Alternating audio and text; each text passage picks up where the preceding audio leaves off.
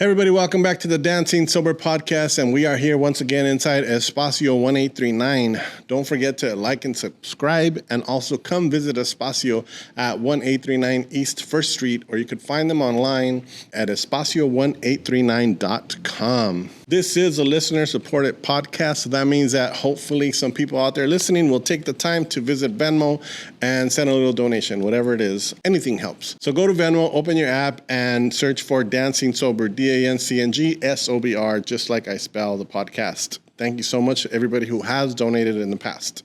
This week's guest is Reina, the Healing Queen. Hey everybody, welcome back to the Dancing Sober podcast, and this week we have our guest, Reina Prado, the Healing Queen.com. .org. Oh, .org, I'm so sorry. Reina, the Healing, no, it's just thehealingqueen.org. Yeah, Healing Queen. Welcome. Thank you for having me. Oh, thank you. I've known you for a little while, right? I think we met like in, I think it was 2010, wasn't it? When you first did that performance art with Raul. It could have been 2012, but somewhere around there. He did a performance piece. Yes. And I was dressed as Santa Perversa? You were dressed as Santa Perversa. Oh, wow. And it was over by the cemetery in Evergreen. Yes. And we walked. It was his long walk. Yes, it was a procession. It was a procession. And I don't know if you did the whole walk, but we met you there, I think. And then you did like the end of the walk. But we got some photos. That was like when I was first photographing. I think we went from self-help graphics. Yeah. That's where it ended. Is that where it ended? Yeah. Oh, then I did do the whole walk. Yeah, it was a while ago. And you and... How wild. That was our first meeting, really? That I remember, yeah. And you had, all the little poem things or the words that were attached to your costume. They're all petitions of love. I'm going to post a picture of that so people can see that, yeah. The performance is called Take a Piece of My Heart. And I did it for the first time at Highways Performance Space. Okay. Do you remember that? Yeah. So I never got to go there, but I know that it was a pretty popular spot. I did it for the first time at Highways Performance Space, and it was an interactive performance. So I was still, and people had to come to me, and so I didn't talk. And the whole premise was that I became Santa Perversa, who's the patron saint of everything erotic, sensual, and love. And that is my signature poem. And in the poem, there's a prayer. And that was the first time I did it. It was, I want to say, 2007, maybe even 2006. And after that, I got to perform it as a street performance in San Francisco. Wow. In Los Angeles on Valentine's Day. There's a very beautiful story with that. I'll share in just a bit. And in Havana in 2008 for the International Poetry Festival. Wow. And it was the most incredible experience once I got out of that still mode and made it more of an interactive as I was walking the streets. Yeah. And so on Valentine's Day.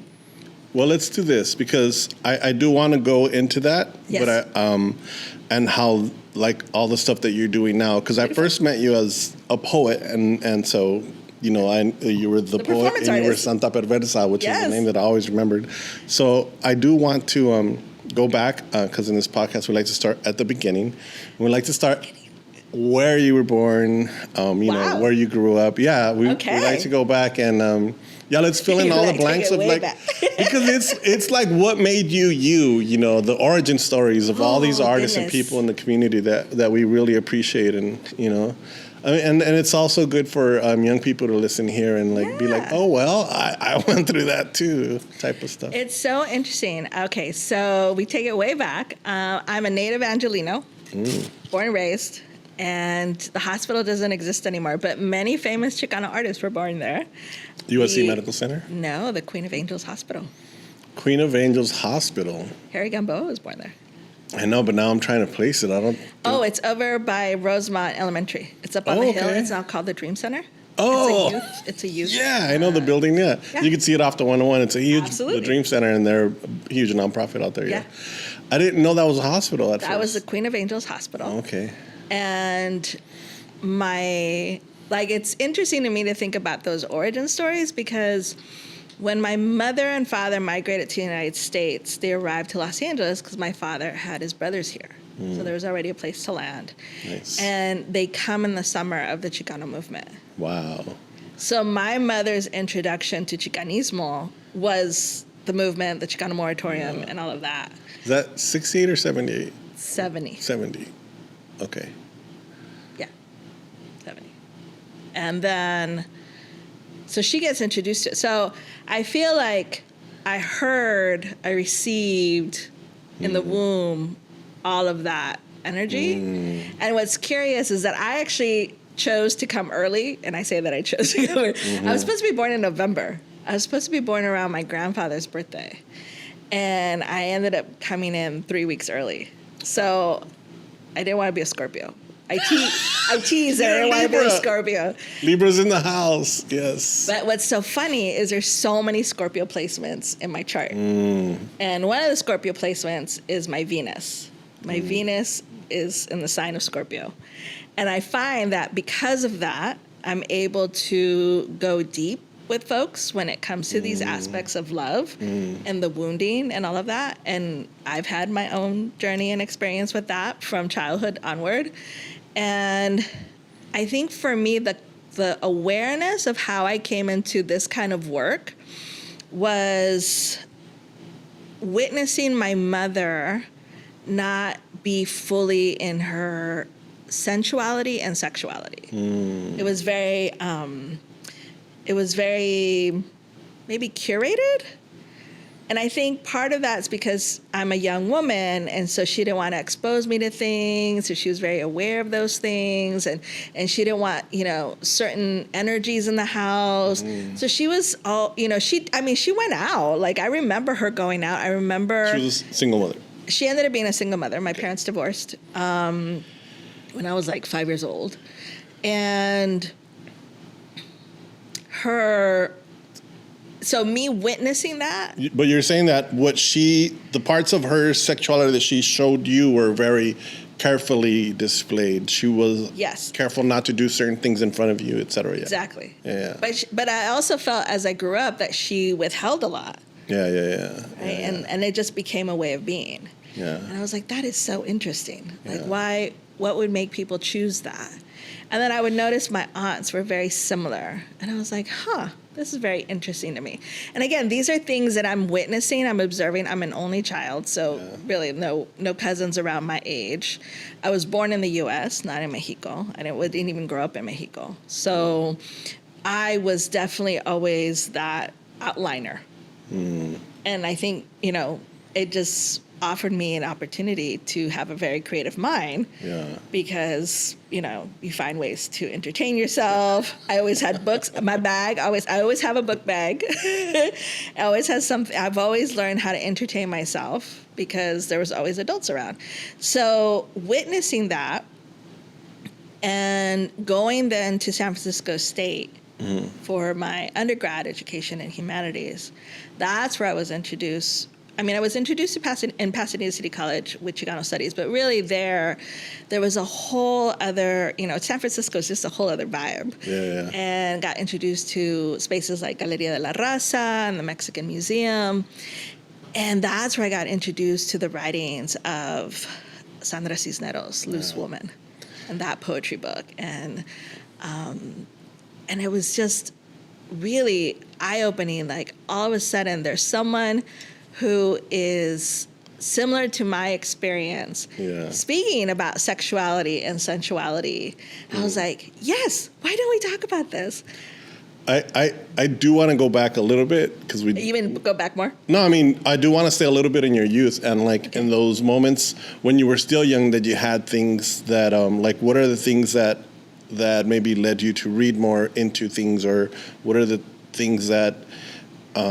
maybe a life-changing book at that age when you were young, not way... I can't recall a life-changing book, but definitely life-changing people. When there was, and I think I want to say fifth grade. Yeah, it was fifth grade. When I was in the fourth grade, we moved to Glendale, so it was a whole new district, whole new environment. And there was a fifth grade teacher who at the end of the year would take the top students and take them to her house. And like, it was a sleepover.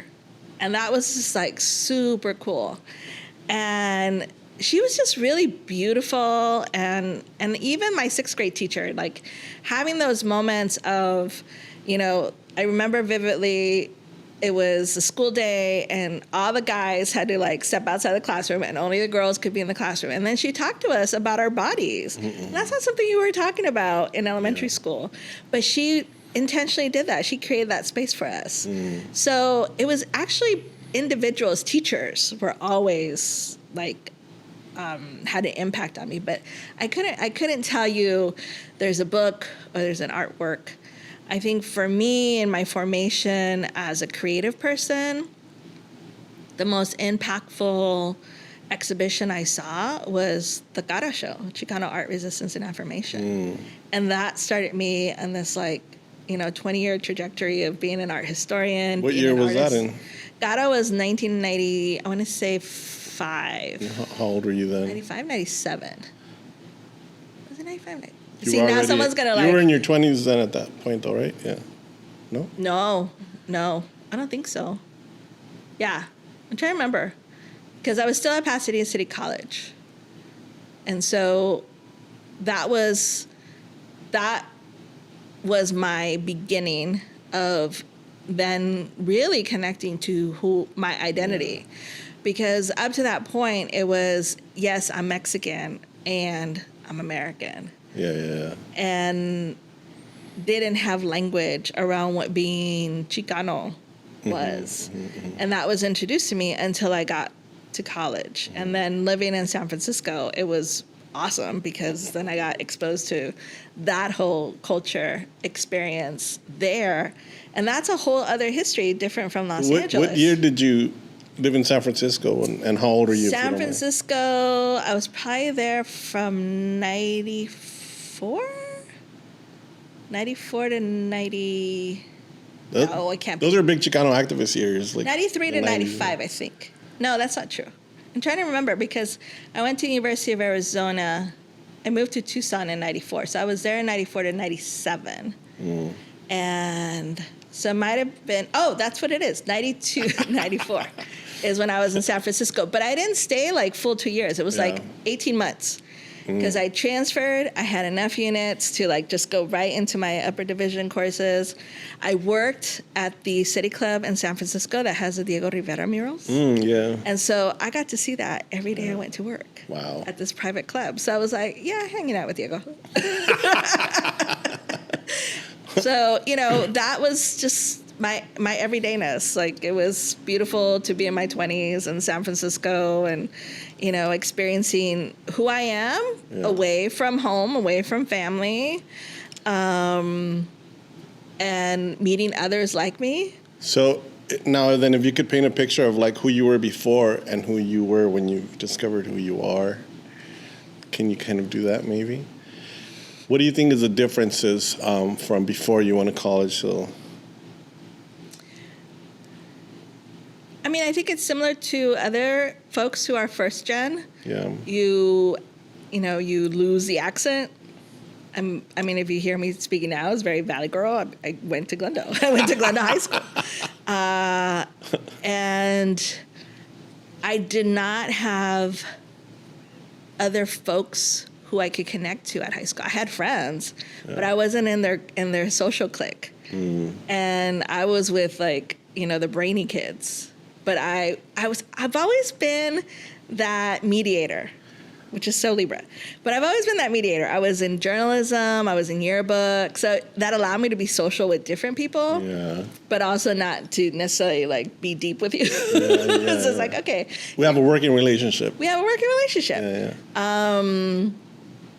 I always knew I was different, so that wasn't like a new thing. But I think for me, it was the language you acquire to express yourself. When you give names to things and the power of that. The power of that, absolutely. And like I said, it's always been teachers. And so when I was at Pasadena City College, my first semester, they had set up this whole new program where you had to take a block of classes, and it was 3 classes. So it fulfilled like the units for humanities. So you got that out of the way, and I enrolled in that. So I had my mornings, Monday, Wednesdays. I think it was Monday, Wednesday, Fridays, or Tuesday, Thursday. I don't know, but it was basically 3 hours in the morning, 9 to 12, back-to-back classes. And there was Joseph Sierra, who was my English teacher, and he was one of the teachers in this program. And he was going to be one of the faculty members for a study abroad program in Oxford. And I was like, oh, I want to go. Who thinks of going to Oxford, right? Everyone's like, go to the motherland. And it's like, no, I wanted to travel. I was like, let me go to Europe. And I had the most awesomest boss. I used to work at Print Plus. It used to be this poster shop where did framing at the mall. And she totally helped me set up a checking account to get a loan, to get paid, because I didn't have the resources to pay up front. This is what you need to pay. So they really helped me with it was like so beautiful. But I vividly remember my mom being like, I don't know about this, and always stressing about the money. ¿Y con qué ojos? Like, how are we gonna pay for this? I'm like, those are details. But I've always been that person. Those are details. Well, it'll work. It'll work somehow. And my aunt being the total opposite of like, how can you leave your mother? Because there's these cultural things about being an only child. You have to stay at home until you get married, And I remember looking at her. I'm like, are you serious? Are you really asking this? Like, how can I leave my mother? I'm like, she's grown. That's not just a generational disconnect, but it's also like a cultural disconnect, because it's so different when you come over here and you have different aspirations than they ever did. But that's what I mean. I've always been that child and that spirit. And now I had an opportunity to go into that. And so when we traveled to Oxford, there was a group of Chicanos who were in that trip. And it was really funny because I remember how we were all in Liverpool. And there's this place where you get to see and track your family that migrated on the Mayflower or departed from London or England, I should say, and departed from Liverpool to come to these lands of Turtle Island. And all of us cracking jokes, along with Joseph Sierra, who's great, cracking jokes because we were all like, we didn't come over on these fucking boats. and people around us couldn't quite get why we were cracking jokes. It was like, really? And so that to me was like family. And last thing on Oxford, it was Cinco de Mayo. And I was like, man, I need some Mexican food on Cinco de Mayo. Where am I going to get some Mexican food? In Liverpool. In Oxford, in England. Like, no comen esas cosas. But somehow, Victoria Products were over there. What? And I made us some enchiladas, I was like, let's just like have some. And so that was like, I remember that. It was just such a vivid memory. But it was, that for me was the Chicano epiphany. Was being in a whole other country where they look at you and they're like, are you Chinese? Are you Hawaiian? Are you Greek? Are you Italian? What are you? And that was really the first time I got encountered that question of what are you? And I was like, wow, I've never been othered in this way. I've experienced otherness, but I've never been othered in this way. And that was like a turning point. So coming back was then, let me get involved with Mecha and Chicano studies and what is available to me. But I was always interested in these intersections. How do things come together? How do things meet up? What impacts the other? What emerges from that?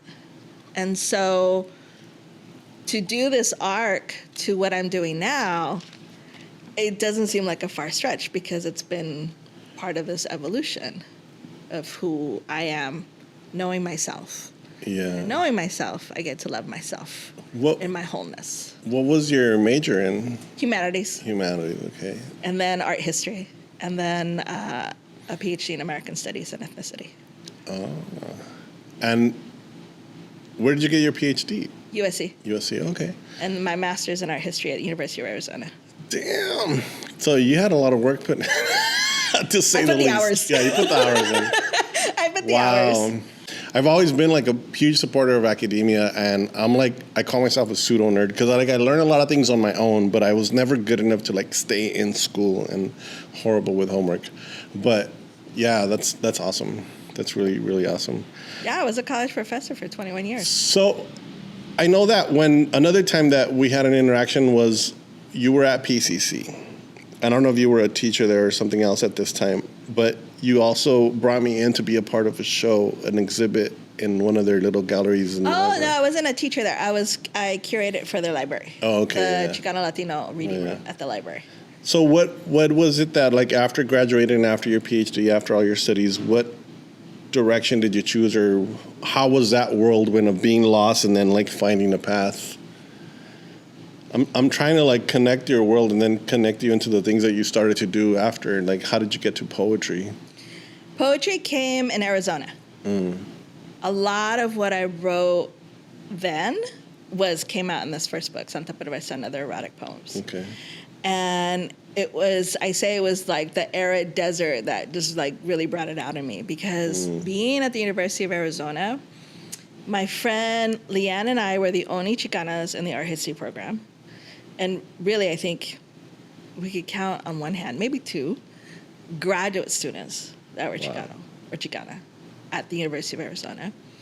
And the artists Adriana Gallego, Xochitl Gil, que en paz descanse, were also dear friends, but they were undergrads and they were in the art department.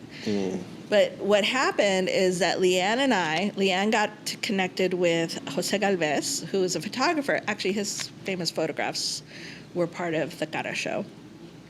And Leanne got to work with him.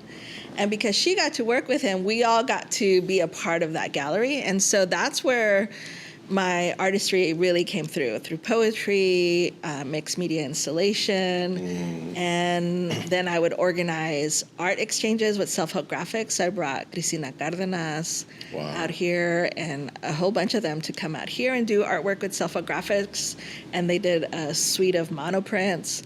And so Arizona was really Tucson. Those years in Tucson were so rich. So it was just being involved in the movement and in the Chicano community that like just led you to like express and to find different outlets. But it was through the arts. Yeah, through the arts. That's what I mean. Yeah. So like, but being around it is what pushed. Well, I can show here, or I can write this, or I can be a part of that, and all right, yeah. Well, isn't that one of the biggest takeaways of the Chicano movement? Is that you take up space or reclaim the space that was taken?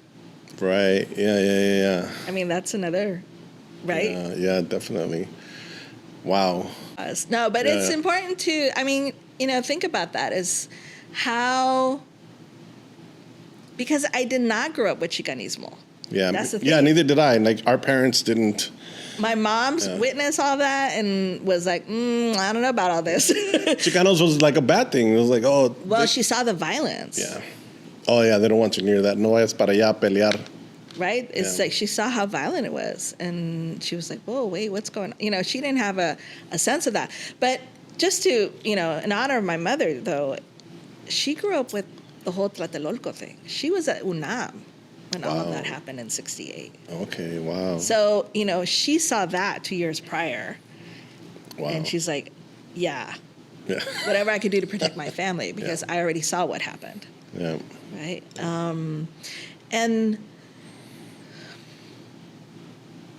But this isn't, even if that wasn't my everyday home experience,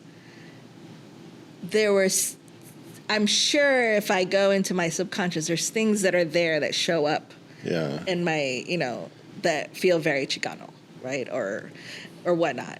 But exactly, being involved, and that there were elders who also co-created that space for us to be involved and bring that in. And so once I finished my master's, I worked at Spark with Judy Baca. Oh, wow. And curated the show Borders, Barriers, and Beaners. Okay. And we did the programming, curated the show. And so that was really my first full, art historical job. And of course, I was with Judy Baca, and that's, amazing. And that whole experience that happened there. And I was there for at least a year, and then started teaching as an adjunct lecturer at Pasadena City College in art history. And that's how my trajectory went with teaching. I started with PC. I went back and started where it all began, Pasadena City College. I want to go back a little bit into like when you were writing your first poems and stuff. What were you writing about at that time? It was all about that sexuality and that sensuality. Huh. But I wrote it under my pen name, Alejandra Ibarra. Oh, really? Because in my head, I had to have my academic stuff, Reina Prado, separate from my creative stuff. Okay. And my dearest friend. So you were still kind of editing? Editing, yeah. Possibly. And my friend Pata was like, when are you bringing them together? Yeah. And that question really stuck with me. It's like, when am I bringing them together? I don't know when I'm bringing them together. And it's taken maybe possibly 20 years to bring them together, because now it all emerges in my practice through the Love Limpias and the guided experiences and my book, Spring into Love. So, speaking of like the two people separating and all that, like why did you want to separate yourself so much from the Santa Perversa? Can we hear something from that? Yeah, I really thought they needed to be separate. Yeah. I think my thought at that time was to keep them each in their own integrity. And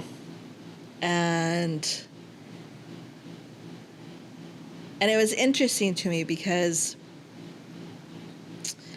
the poems that came from that energy of Santa Perversa and the erotic and the sensual were so different from everything else I was writing. I mean, I still have political poems, but they were so different.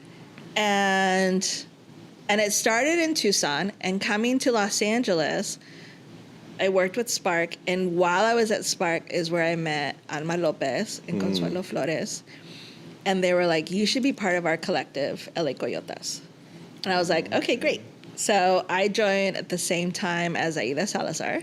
And Patty Valencia, and we were a group of 10. Maria Elena Fernandez was part of it, Raquel Salinas, Maestra Gloria Alvarez, her daughter Sol, Cristina Fernandez, Consuelo.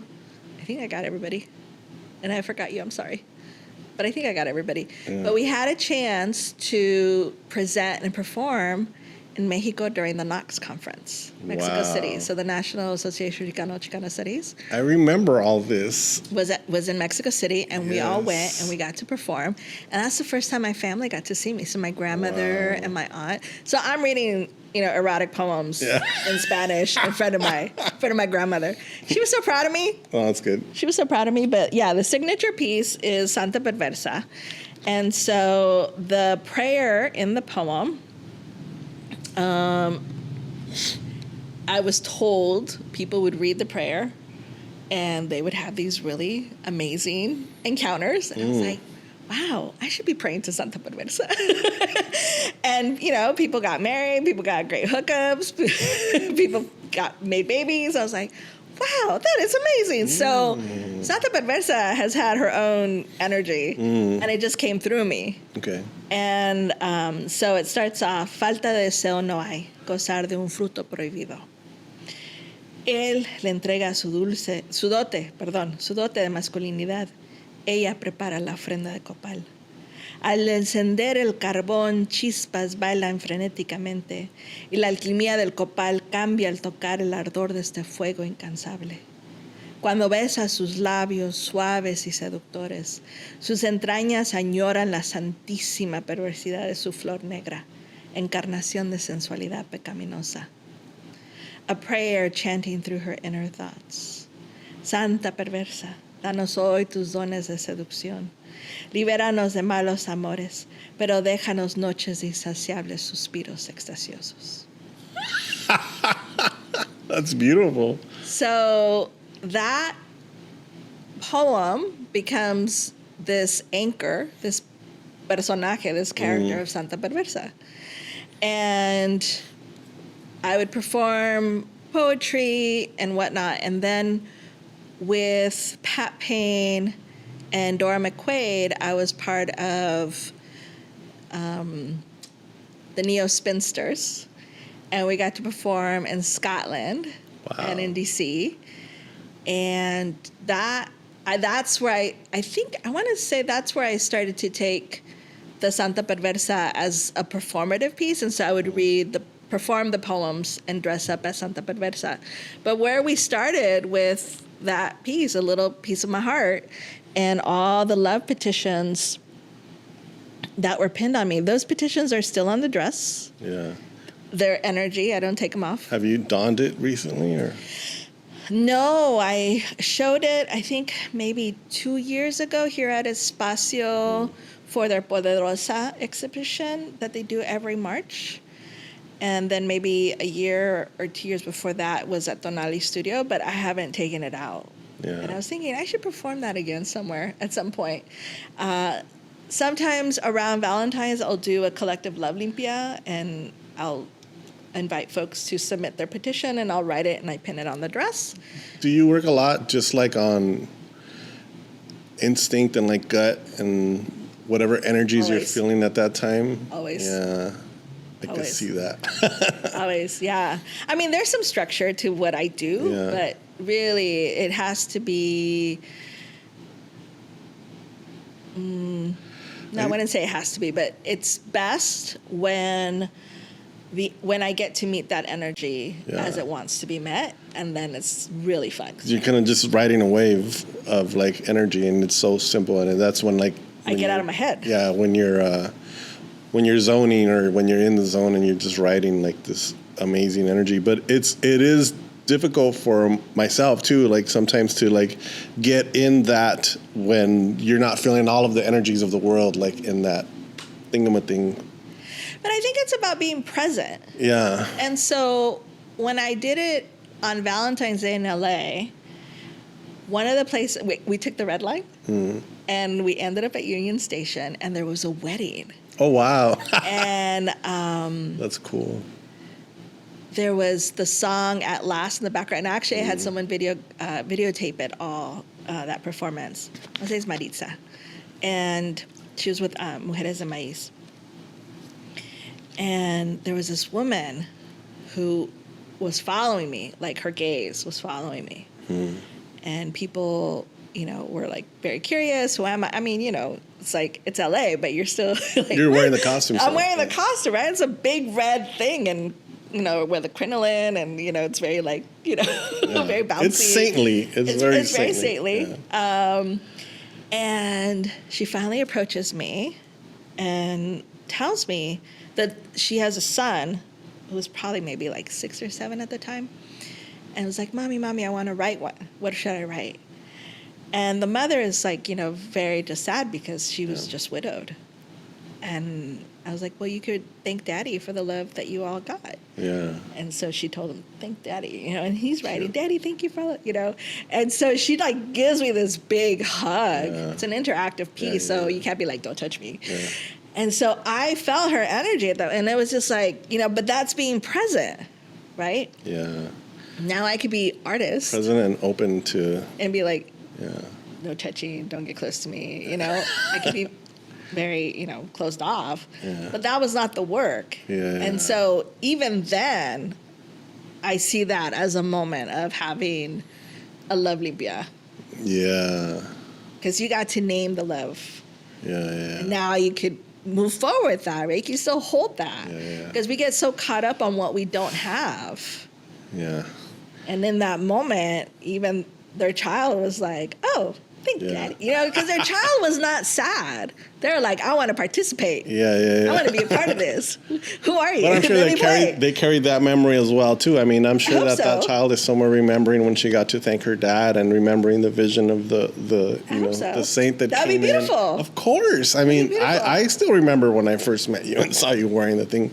And when you wear it, you also, it's not just visually, but you carry yourself different. And you approach people you respect the character, or you respect the energy of that being, right? I imagine. Yes. So you carry that and you share it too. So it's, I'm sure that kid somewhere is still like remembering that. And, that energy still informs the work that I created after that, because I continued with my academic studies, went to DC because I received a fellowship from the Smithsonian. Wow. And so worked on my dissertation there.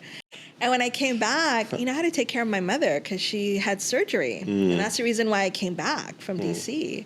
And I had to, be my mother's caretaker. And in that process of being her caretaker, I was like, when did I become the good Mexican girl? When did I become the good one? Yeah, all the things that you were kind of like writing about Always being in against resistance, it. right? Yeah, Yes. wow. And so that's how the character of the good Mexican girl came out. Yeah. But she's this very like quirky. And she makes good cookies. She makes good cookies too. She got good cookie too. But she's like loose, like I Love Lucy character, but so innocent and doesn't quite get like where her sexual like angst is coming from, and so it makes it really funny. And that is based on my aunt Norma, who is that innocent and beautiful. And so, I'm visiting my grandmother. I spent like a whole month in Mexico City. I had time off from DC. I was like, I'm just going to go spend a month over there. And I did. I was house sitting, so that afforded me a place to stay. And in one of those conversations, my grandmother always had me go to her apartment for la hora de la comida. And so I'm trekking across town to go be with my grandmother. God bless her. God, may she rest in peace. And in one of those conversations, I think my Aunt Norma must have been there too. And, and I teased my grandmother. I was like, dang, Grandma, you probably had fun with my grandpa. Because, she had like 9 kids. And she's like, ay, ¿qué no sabes? Que solo tocar el semen del calzoncillo de tu esposo te puedes enfermar. Oh and I was like, Grandma, you do know that I have had sex. Like, you were in the audience when I was reading these poems. Like, you really don't expect me to believe that you could just get pregnant just by touching your husband's underwear, right?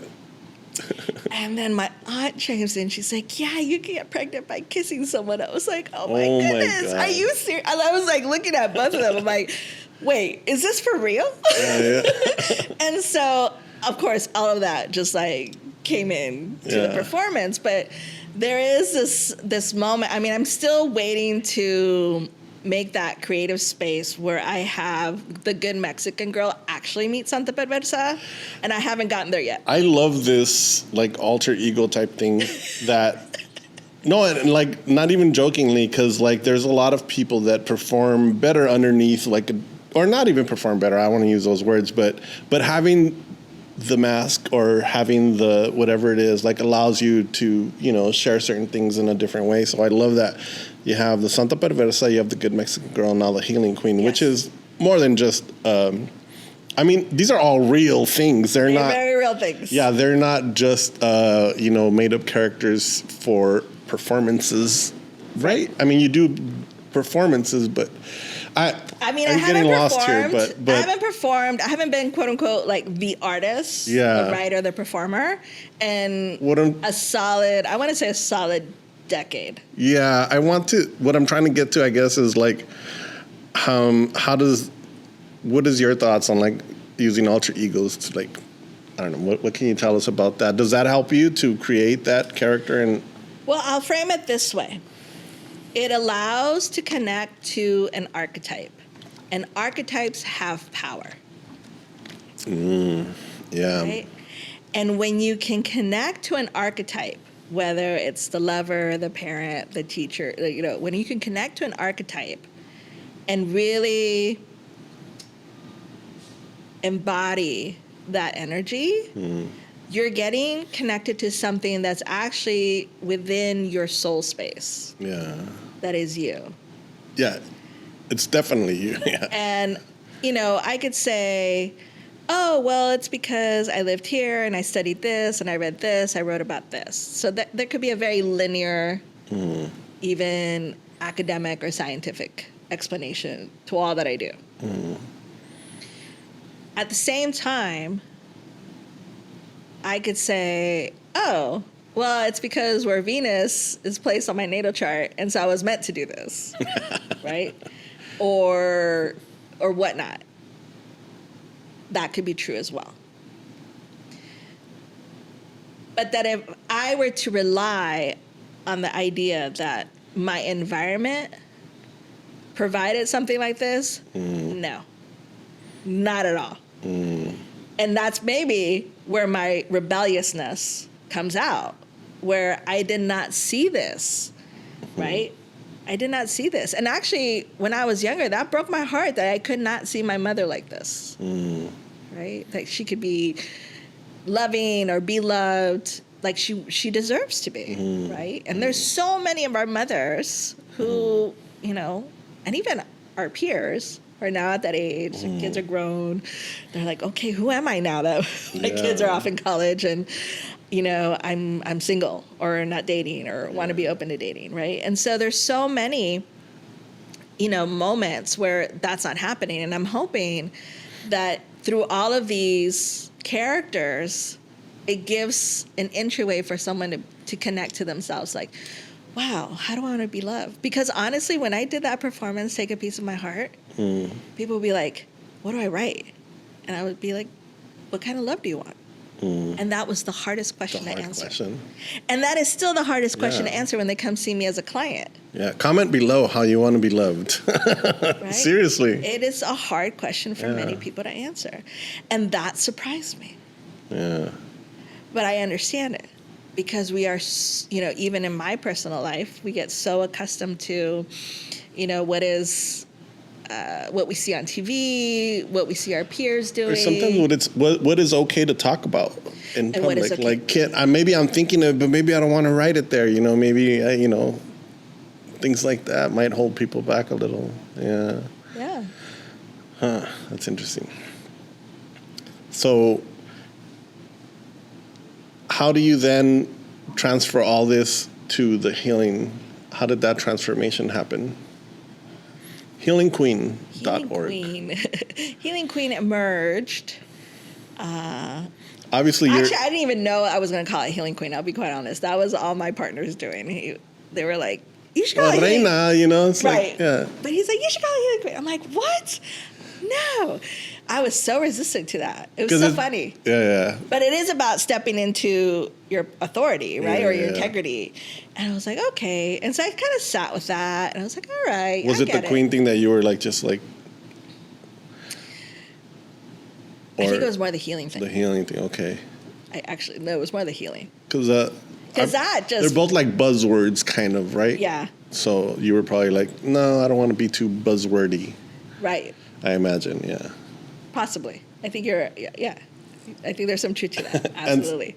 Absolutely. So that came about when I finally moved back from DC. I was trying to find my footing again. And teaching wasn't doing it. Yeah. It was hard to get hired,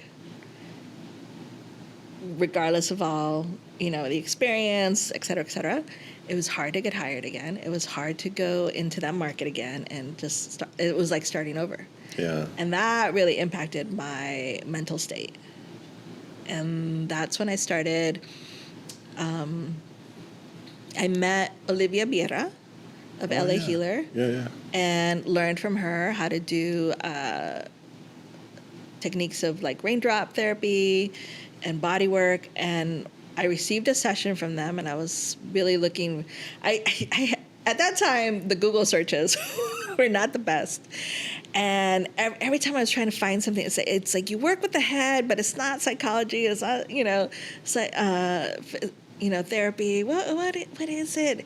And it's not massage. And I'm having this conversation with them while I'm receiving a session, and she's like, I know exactly what you're talking about. You should go to the school I went to. And I was like, wait a second, there's a school and you know what I'm talking about? Okay. And so that's how it started. I went and got certified in craniosacral therapy and come to learn that this is really an indigenous practice. Craniosacral therapy, yeah. Okay. Explain that a little bit. It's the unwinding of our cranial rhythm. It's the rhythm that runs in our spine. And in our bones. It's the breath of the bones. That's how I like to think about it. Yeah. And it's an indigenous practice. And so the Shawnee in the Northeast are bone setters. And in Mexico, what do we call them? Hueseros. Sobadores. Sobadores, yeah. Right? And the missionary who is with the Shawnee, their son is who we attribute the study of osteopathy, which is the study of the bones. Wow. Right? But I didn't learn that until the end of my study. Yeah. But this is where it brought me back to me and my lineage, because there were people who had healing touch with their hands in my family. But we didn't talk about that. Yeah. That got severed. It was about medicine. And even that got severed. Wow. And so it's all been a process of gathering, reconnecting, reweaving all these aspects of myself. Yeah. Right? That's so deep.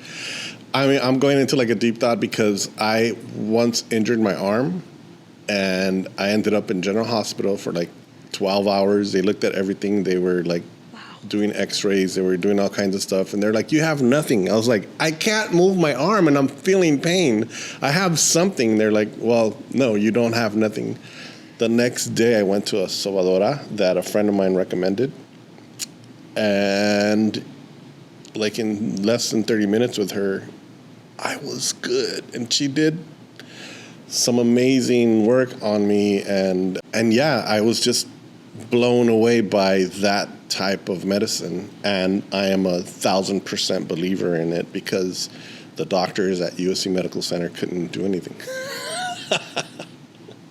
They're connected to, well, and it's also just the practice of U.S. medicine. It's fractured. It only looks at one aspect. Yeah, little tiny. It doesn't look at your whole. Yeah. And every single person is taught to look at one thing but not connect them, right? Wow. Yeah. That's why you have specializations. Yeah. Right? And when you're coming to someone who works with energy, it's seeing the whole of you.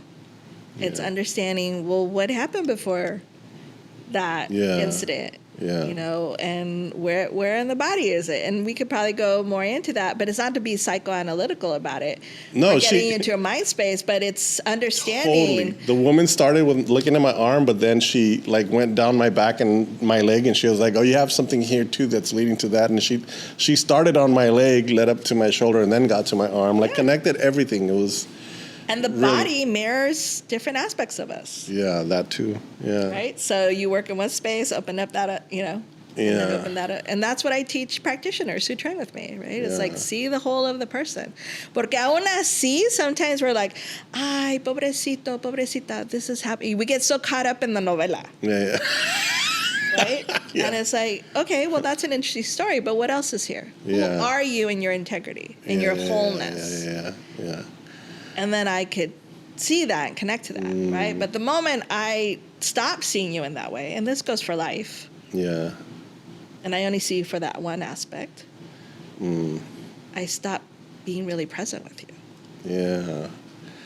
It's hard sometimes to stay open to everything because we do get like sometimes, like our vision closes and we start to look at only little things. And I think sometimes I would disagree. But no, I mean I want to know whatever your thoughts are. Because sometimes I am very completely open to everything and like feel like I can look at the whole of things, and then other times I feel like my vision is like shut down and I only see like little tiny things. And for me, it oscillates.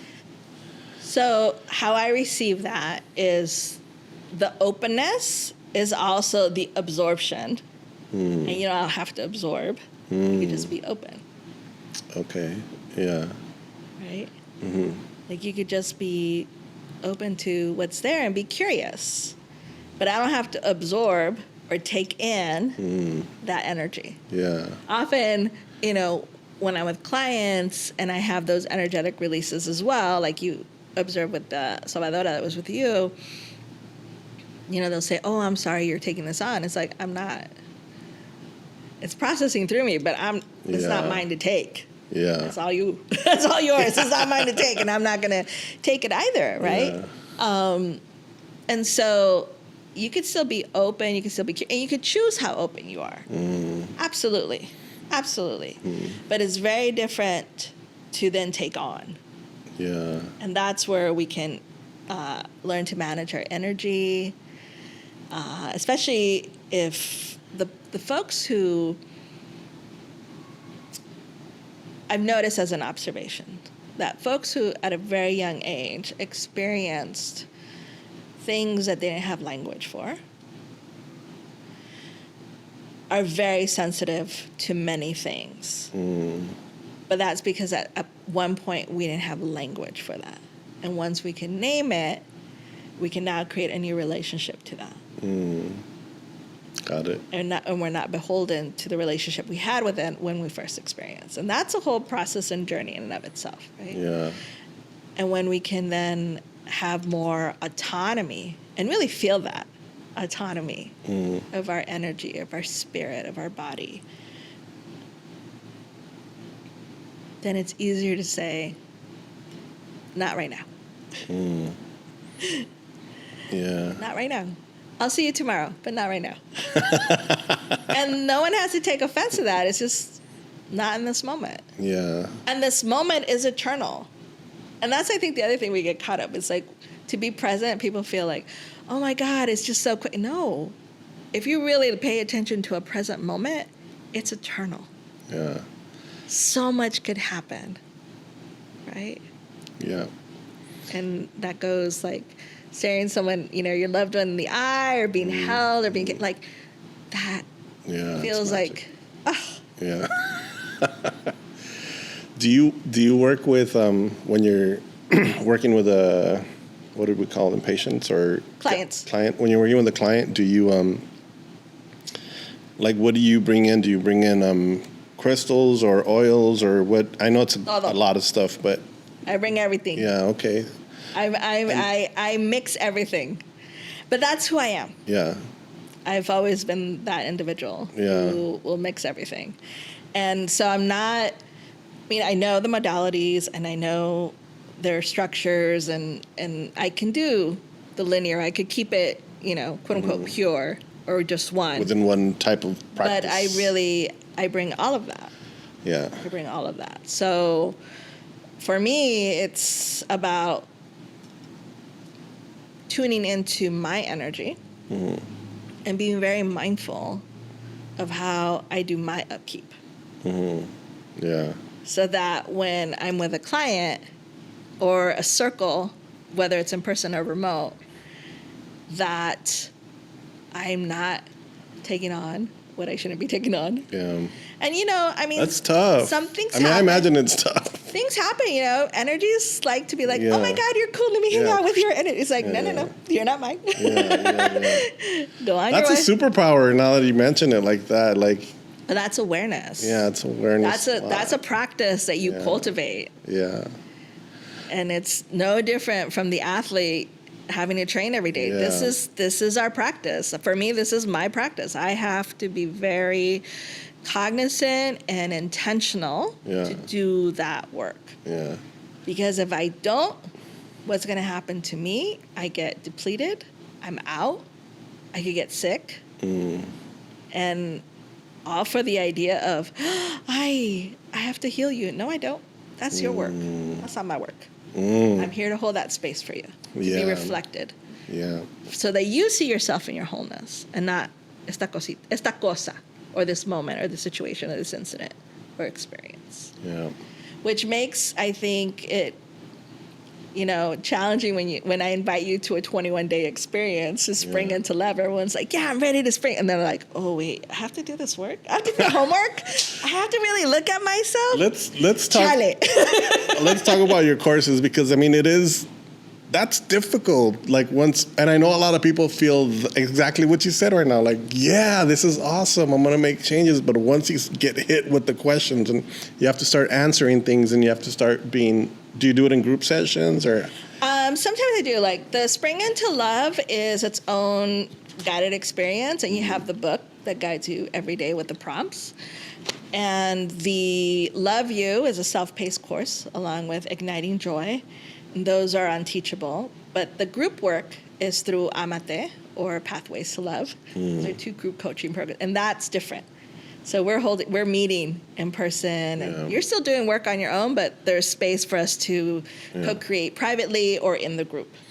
But often clients will book a package of sessions with me and start to realize all these things that have emerged and arrive at a place where they're like, wow, I had not realized, right? I had not realized. And sometimes it could happen at a pop-up in a tarot reading. Yeah. Like it doesn't have to be the session, so to speak. I'm with you in all places. Yeah. I don't modify it because this is a pop-up or this is a private session. It's like, this is me. Yeah. In all places, right? And so I'm present with you.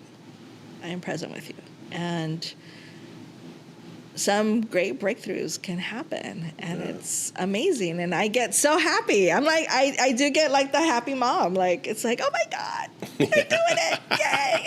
And I mean, how beautiful to be able to live your life to the fullest integrity of your spirit and not have to wait until you retire. Yeah. Yeah. Like, do that now.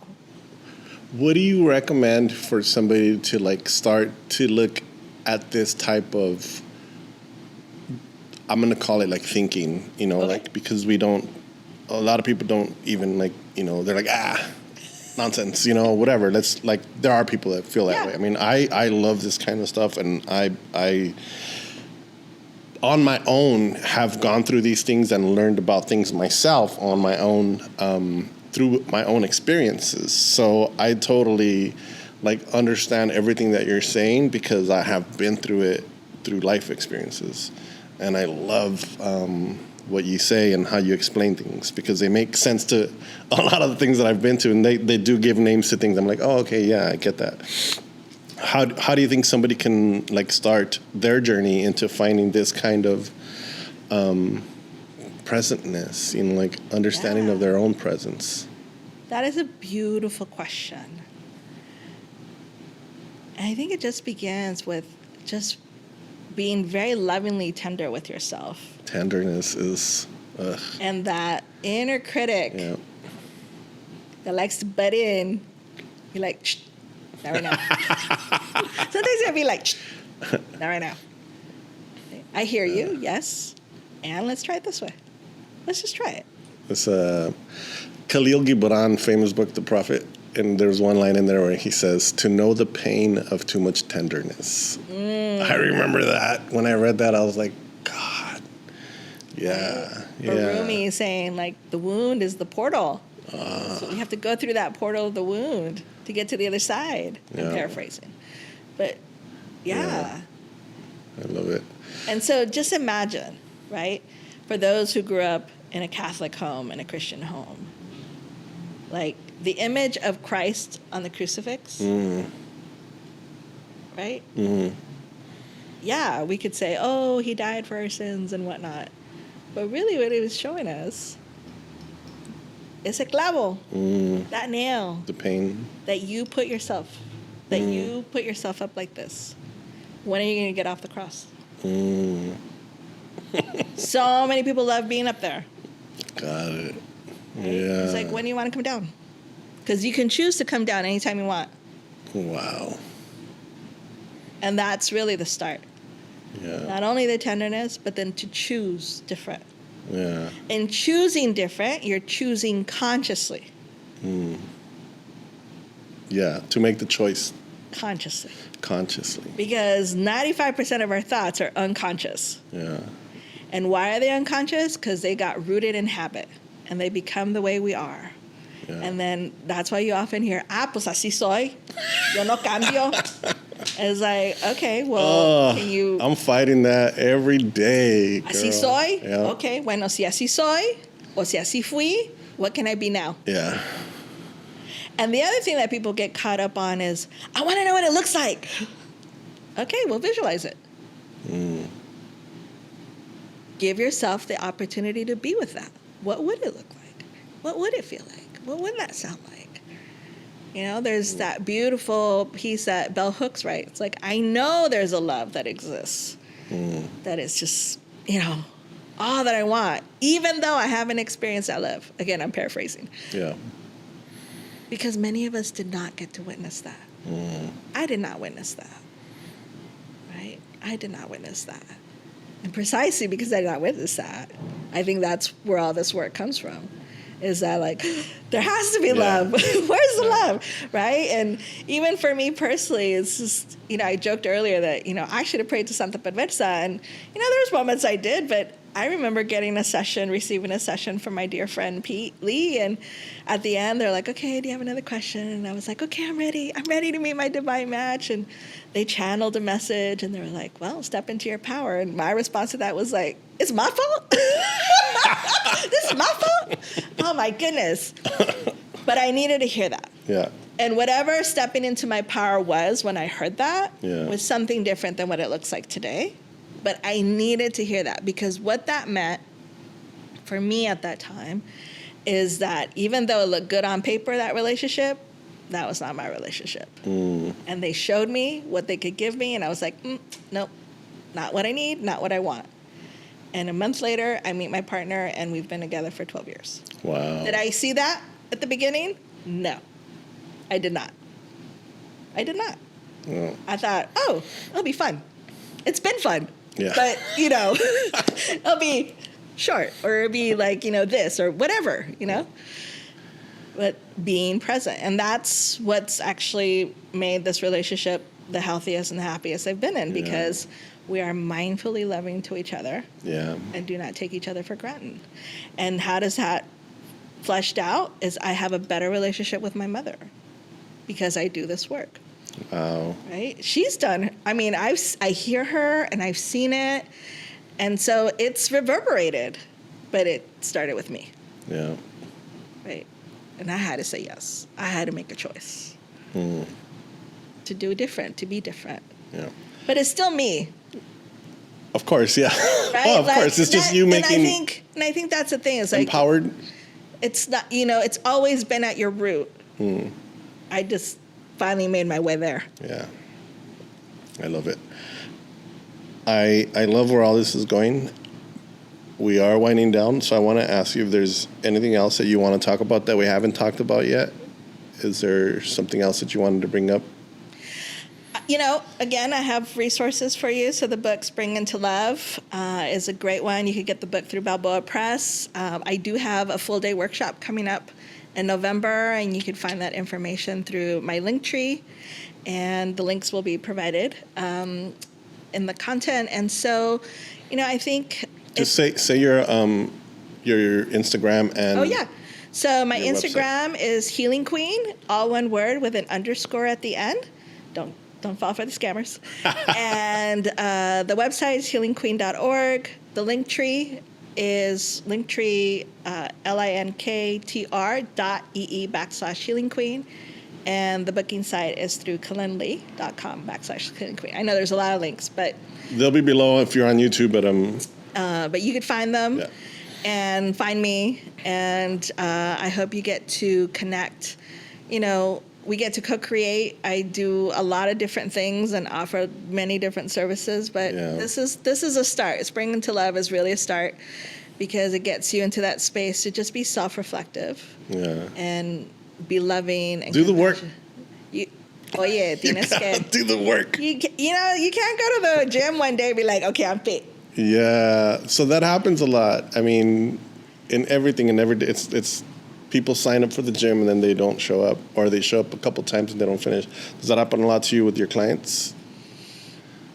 A few, but I find that it just wasn't. They weren't, not that they weren't ready, but it's just what was in that moment, and I honor that moment. I got it. But I do have clients who have been with me for at least 3 years, if not 5. Yeah. Or they've seen me like long time ago, and then they find me at a pop-up. They're like, oh my God, I came to you. It's like, oh, great. It's like sometimes people experience so much in one session. But why? Because we're working with quantum energy. It's out of the time. It's out of linear time. Yeah. That's why it's so potent. It could feel so potent. It could be experienced like life-changing. Like that's their language, right?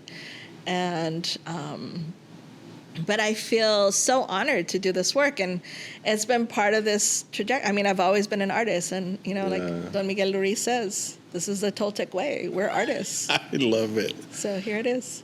I love it so much. I appreciate you and your time. and everything that you shared with us here today. We have a question that we ask everybody at the end of the podcast.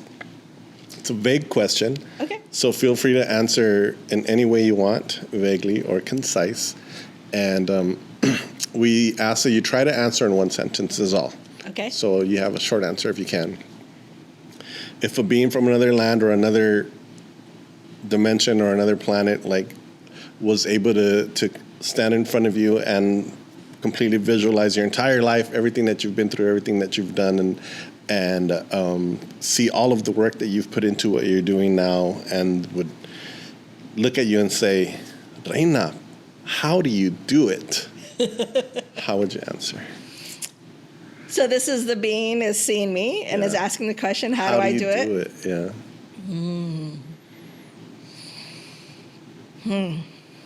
Wow, that's a good question. How do I do it?